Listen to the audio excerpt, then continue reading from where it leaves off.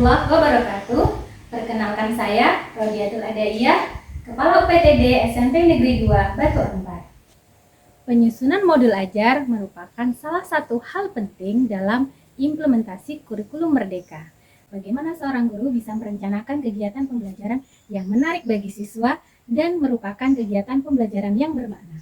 Mari Bapak Ibu, simak keseharian kami bagaimana kami belajar menyusun modul ajar sesuai dengan kebutuhan siswa-siswa kami.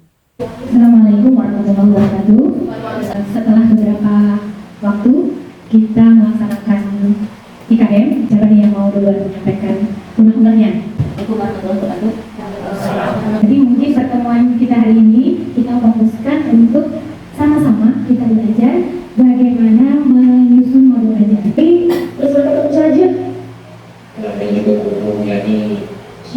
Nih, yang paling Bapak Ibu ingat yang membedakan antara RPP dengan modul ajar. Bapak Ibu, kalau menurut kriteria tadi, satu, dia esensinya ya, esensi materi, kemudian kebermaknaan dari pembelajaran, itu yang kita semuanya pasti ya.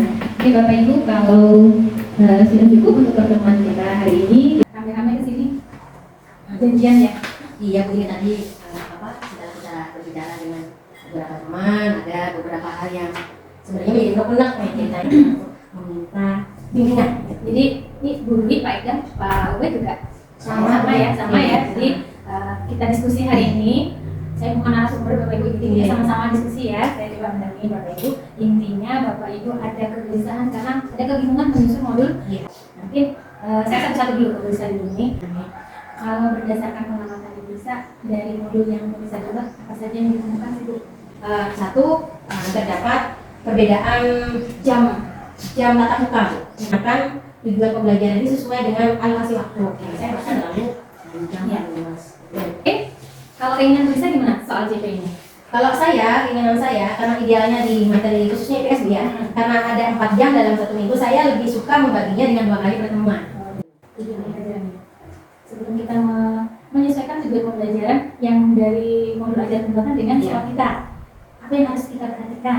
Dari sampaian Lisa dan Bapak Ibu, sebelum kita menentukan tujuan pembelajaran tadi ya, tujuan pembelajaran sebenarnya sudah bisa ditentukan itu aktivitas sebelum menyusun modul ajar. Bapak Ibu sudah menyusun CPATP ya. Nah, supaya Bu Lisa bisa tepat nanti menentukan tujuan pembelajaran, tipsnya atau nanti rencananya kira-kira saya mau ngapain sih Bu Lisa ya? Ya, itu yang pertama kan melihat TP ya.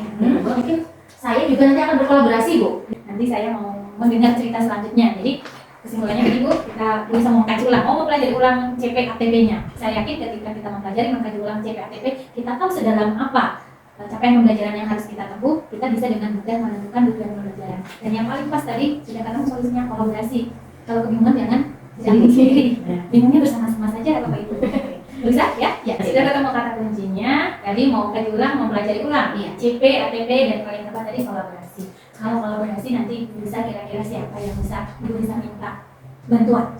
Yang pertama mungkin dengan mapel Bu. Yang kedua satu kumpul. Mungkin dengan teman-teman dari mapel bahasa, dari mapel PHM seperti itu. Karena kan ada kemiripan karakteristik data Saya jadi nanti bakal sama-sama belajar ya. Ada rencana Bu Lisa nanti kira-kira mau menghubungi teman-teman untuk kolaborasi ini? Jelas Bu, dalam waktu dekat, insya Allah nanti kita akan ada rencana belajar bersama. Sebenarnya ini kan masih ini kan lanjutan dari pertemuan kita yang sebelumnya kemarin Bu, yang memberikan kemarin arahan pembuatan modul ajar kemarin. Yang ternyata kan ada yang namanya asesmen awal pembelajaran. Nah, itu yang saya tuh sekarang masih bingung.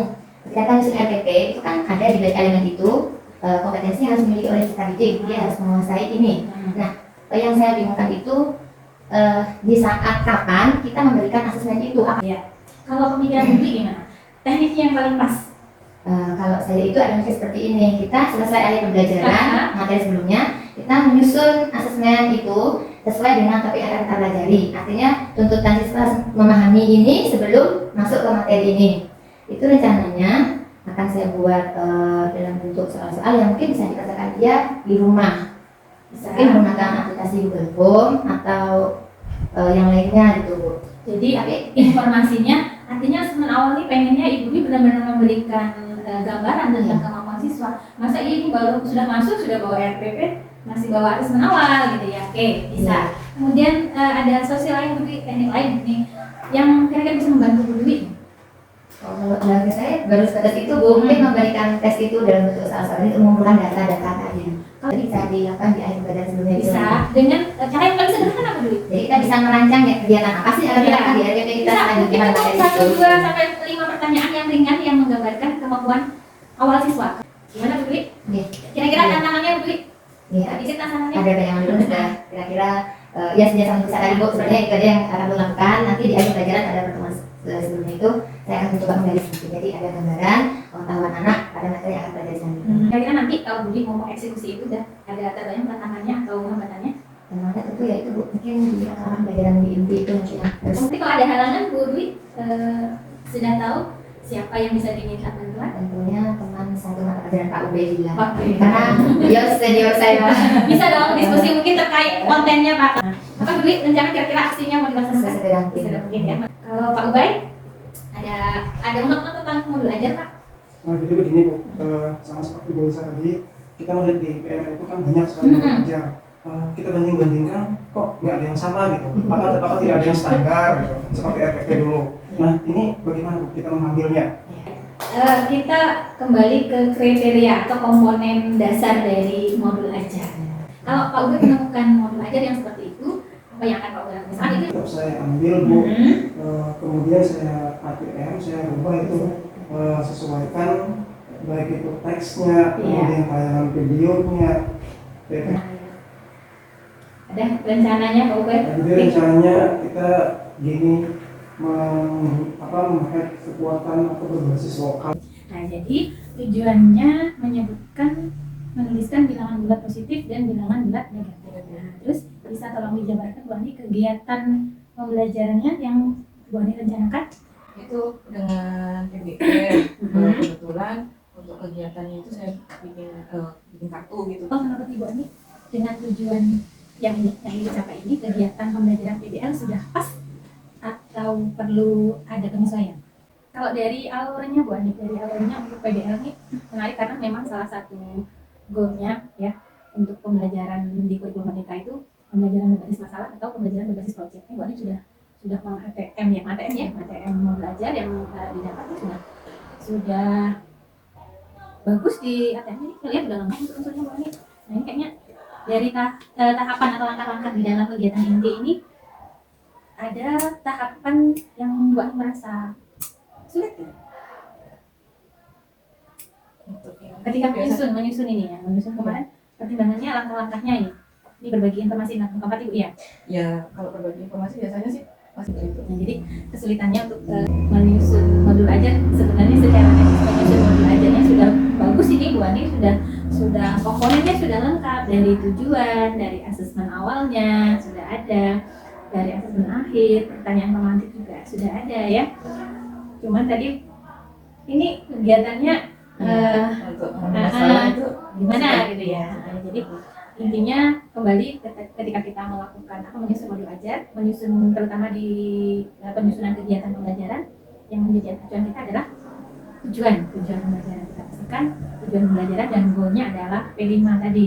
Nanti pada saat menyusun modul ajar selanjutnya, Bu Ani menemukan masalah di sekolah kita, adakah yang terpikir oleh Bu Ani, nanti saya bisa minta bantuan ke siapa? Bisa berdiskusi dengan siapa? ya mungkin kalau ini bisa diskusi dengan Ibu. Ada Bu Ani sudah dapat kesimpulan atau gambaran dari diskusi kita hari ini. Lagi Bu Ani? Oke, terima kasih dulu Bu. Nanti kalau ada saya minta bimbingan dari Ibu lagi. Ya, terima kasih dulu Bu. Ya, makasih banyak. Sama-sama. Waalaikumsalam. Senang sekali rasanya bisa mendampingi Bapak dan Ibu guru dalam menyusun modul ajar. Melalui proses belajar merefleksi diri, Bapak dan Ibu guru mampu menemukan solusi dari permasalahan yang mereka hadapi. Sampai jumpa di cerita selanjutnya. Terima kasih. Wassalamualaikum warahmatullahi wabarakatuh.